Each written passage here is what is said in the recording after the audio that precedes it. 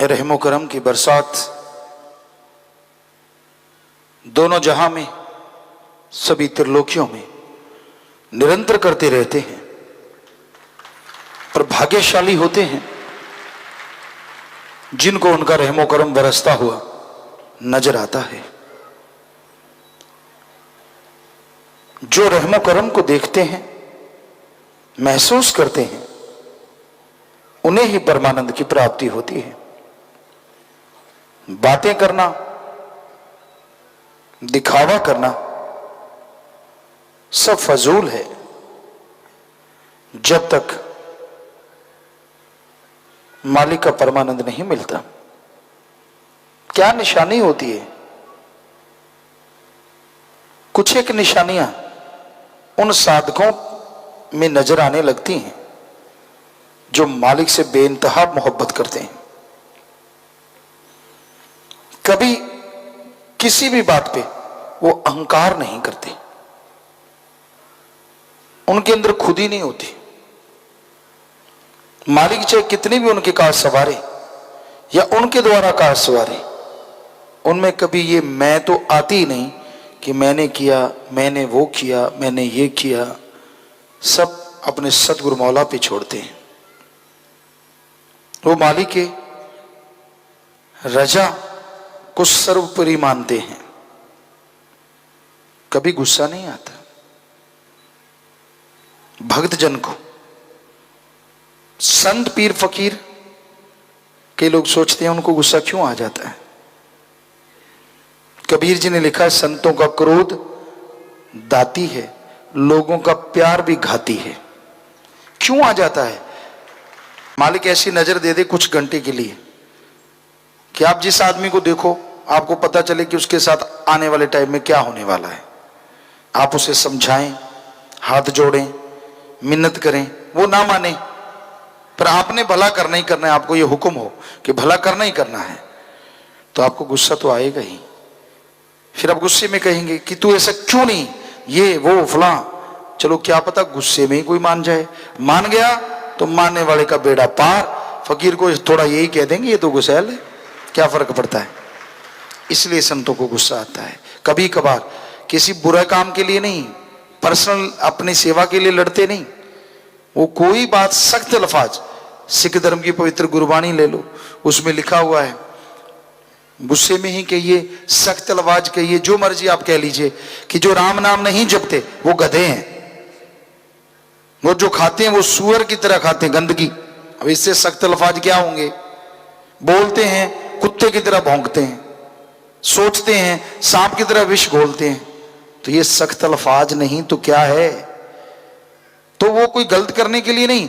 जब गुरुओं ने देखा कि ये तो मानते ही नहीं, हमारी बात समझते ही नहीं, तो बोला कि आप राम अल्लाह वाहिगुरु की याद के बिना जो खाते हो वो सुअर की तरह गंदगी का भोग लगाते हो। परमात्मा के बिना जो सोचते ही रहते हो, प्लानिंग चलती रहती है दिमाग में, वो सांप की तरह विष घोलते हो। मालिक की याद के बिना जो बोलते हो वो कुत्ते की तरह भौंकते रहते हो, काक की तरह कर्कश बोलते हो, तो गधे की तरह बोझा ढोते हो। अब गधे को कौन सा गोल्ड मेडल देता है कोई? बेचारा सारा दिन लगा रहता है। हमने देखा था, क्योंकि वैसे तो नहीं देखा, देखना पड़ता था। स्कूल में जाते थे, वहां पास में ही जब स्कूल में एंटर होना होता था, पास ही एक कुम्हार भाइयों का घर था, वहां खूब गधे होते थे। सारा दिन उन पे कभी मटके लाद लिए, कभी कच्ची ईंटें ढोली, कभी कुछ कर लिया। शाम को हमारी कई बार 4:30 बजे छुट्टी होती तो उसके गल से रस्सा उतारते देखा और उनको कूड़े करकट का ढेर, जिसे पंजाबी च कहते रोड़ियां, उस पर दुलत्ती झाड़ते देखा। ही और दे दुलत्ती। कोई दाना डाला नहीं देखा हमने तो कभी। मालिक की भक्ति नहीं करते, किसी का भला नहीं करते, तो गधे की तरह हो। तो इतने सख्त अल्फाज क्यों कहे बताओ? उनको कुछ मिल जाता? अगर कोई मान ले तो क्या होगा? मानने वाले का ही फायदा होगा। इसलिए गुरु संत पीर पैगंबर कभी किसी को बुरा कहते ही नहीं। लगता बुरा जरूर है। आपके शरीर पे आपको पता ना हो कि जख्म है, स्प्रिट ले लो, उसको लगाते जाओ लगाते जाओ, यहां जख्म है वहां जलेगा ही जलेगा। तो संतों के वचन तो स्पिरिट है, एंटीबायोटिक। अब अगर आप में कमी है तो लगेगा, नहीं कमी तो नहीं लगेगा, पर लगेगा फिर भी, क्योंकि अच्छे वचन फिर अच्छे लगेंगे। अगर आप में अच्छाई है तो आपको लगेगा यार गुरु संत सही कहते हैं, और अगर आप में कमी है तो आपको नहीं, कोई बात थोड़ी है। जब भी सुनते हैं तवा लगा देते हैं। तवा कह लो, चाहे प्लेट कह लो, चाहे कड़ाहा कह लो, चाहे तस्तरी कह लो बहुत बड़ी, लगाना तो नहीं छोड़ेंगे।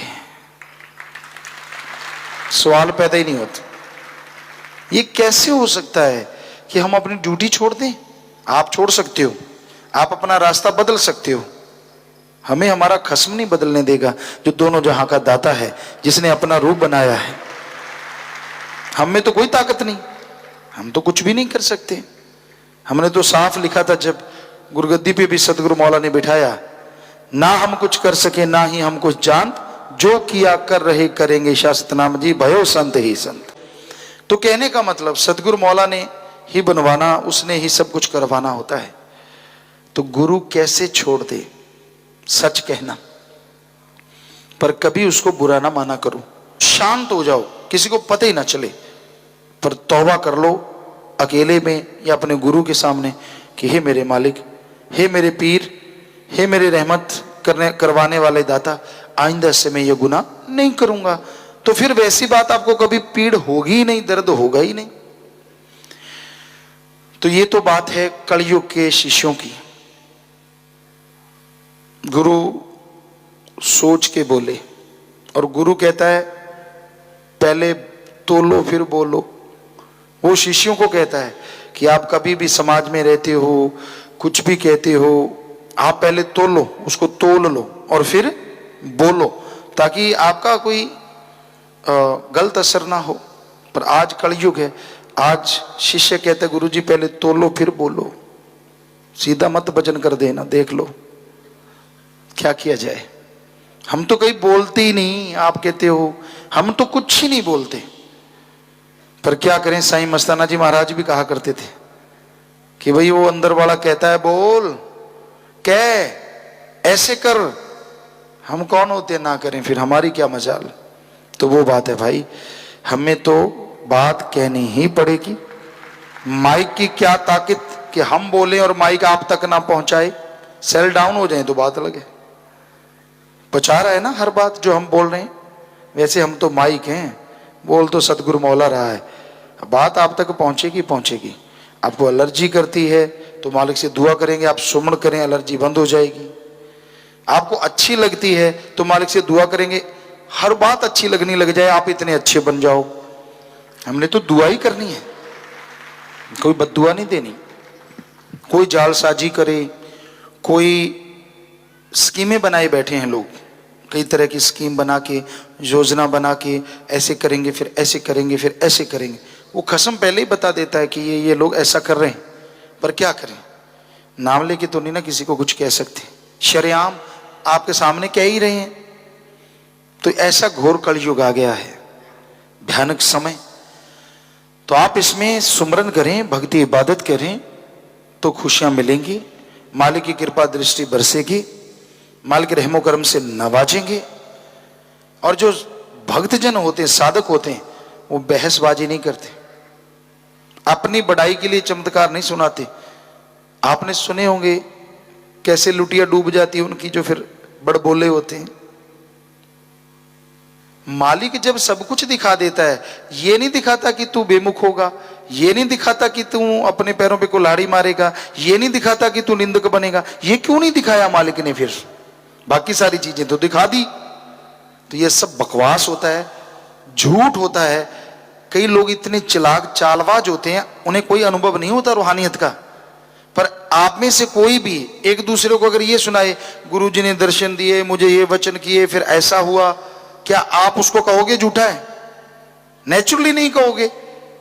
गुरु मालिक वाहिगुरु राम वाली बात पे कोई किसी को झूठा कहता ही नहीं। तो इसलिए जो चालबाज लोग होते हैं वो फायदा उठा लेते हैं, उससे उनके नंबर बन जाते हैं। यार ये तो बहुत बड़ा भक्त है भाई, यार इसको इतने पहले ही पता चल जाता है। अब पूछने वाली बात है कि पहले क्यों नहीं पता चला? बाकी चीजों का तो चलता रहा, ये क्यों नहीं चला, ये किसी को क्यों नहीं बताया, ये तो किसी को नहीं बताया। तो भाई ये सब बकवास होता है। ऐसे लोग कि कभी सुनो ना, अपने पीर मुर्शिदे कामिल की सुनो। चमत्कार आपके साथ भी कदम कदम पे होंगे, अगर दृढ़ यकीन रखोगे, विश्वास रखोगे, सुमरन करते रहोगे। लेकिन उसको जितना अंदर समेटोगे, क्योंकि जो सुमरन के द्वारा चमत्कार होते हैं, जो रूहानियत के चमत्कार होते हैं, उनको जज्ब करते जाओ तो वो बढ़ते चले जाते हैं। वरना मन अहंकार में आ जाता है कि यार मैं भी कोई चीज हूं, मुझे तो कदम कदम पे हो रहा है। लोग और पंप मारते रहते, वाह जी वाह, वाह जी वाह, कहीं तो पांव के हाथ लगा, ये कर, वो ये तो बड़ा ऊंचा है, ये नहीं पता अभी खाली लिफाफा है, पता नहीं कब पटाखा बोलेगा। तो इसलिए भाई ऊंचा तो एक ही है, अल्लाह वाहिगुरु राम सतगुरु दाता। किसी को उसके सम कभी ना मानो, चाहे कोई भी आ जाए। साईं मस्ताना जी महाराज कहते, चाहे कोई गोल्ड का सोने का बन के आ जाए, हीरे जवाहरत का बन के आ जाए, पर मालिक सतगुरु तो सतगुरु है, बराबर ना मान बैठना। बराबर तो क्या, आपको क्या पता कौन पहुंचा हुआ है, कोई पता नहीं चलता। पहुंची हुई की निशानियां आपको बता दी, शांत स्वभाव है, गुस्सा नहीं आता, और मालिक का नाम जपता है। कोई पूछे कि भाई क्या नजारे आते हैं, तो उसका यही कथन होता है, सुमरन कर भाई, मुझे आए तुझे भी आएंगे, मेरा गुरु वो तेरा भी वो मुझे दिखाता है तुझे भी दिखाएगा। बल्कि ये नहीं कहेगा आह मैं सुनाता हूं ऐसा वैसा। नाम दिलाने के लिए कोई किसी को ऐसी बात सुना दे, गिरते हुए यकीन को सही लाने के लिए अपने साथ हुई मालिक की रहमो करम को बता दे और उसको संभाल दे, तो उसकी तो सेवा बन गई। पर बात बात पे सुनाना, अपनी बड़ाई करना है। लोग अपनी बड़ाई करते हैं, मैंने कहा था हुआ ना, मैंने ऐसे बोला था हो गया ना। फिर ये कहो कि मालिक ने कर दिया, हो कैसे गया, उसकी रहमत से हो गया। तो प्यारी साध संगतियों, साधक जो होते हैं वो साध लेते हैं अपने शरीर को, चेहरे पे नूर। नूर का मतलब सफेद रंग नहीं होता, एक अलग आभा होती है, चाहे वो काला रंग है, चाहे गेहूं जैसा है या बिल्कुल गोरा है, उसका एक नूर होता है जो कशिश होती है। जैसे चुंबक लोहे को खींच लेती है, ऐसे उसके चेहरे को देखो तो वो अपनी तरफ खींच लेता है, अट्रैक्शन बहुत जबरदस्त होता है। तो वो समझो भक्त है। पर इसका मतलब ये नहीं कि उसको पूजो, उसको पूजो जिसका वो भक्त है, क्योंकि उसका अपना कुछ भी नहीं है। नूर आ गया, सुरूर आ गया, कुछ भी आ गया, आया किसकी वजह से, आया तो सदगुरु मौला की वजह से। तो फिर उसको पूजने की क्या जरूरत। वो जाट की तरह अकबर को उसने बोला, कहता तू मांग रहा है, मांगते से क्या मांगू, उससे ना मांगू जिससे राजा महाराजा मांग रहा है।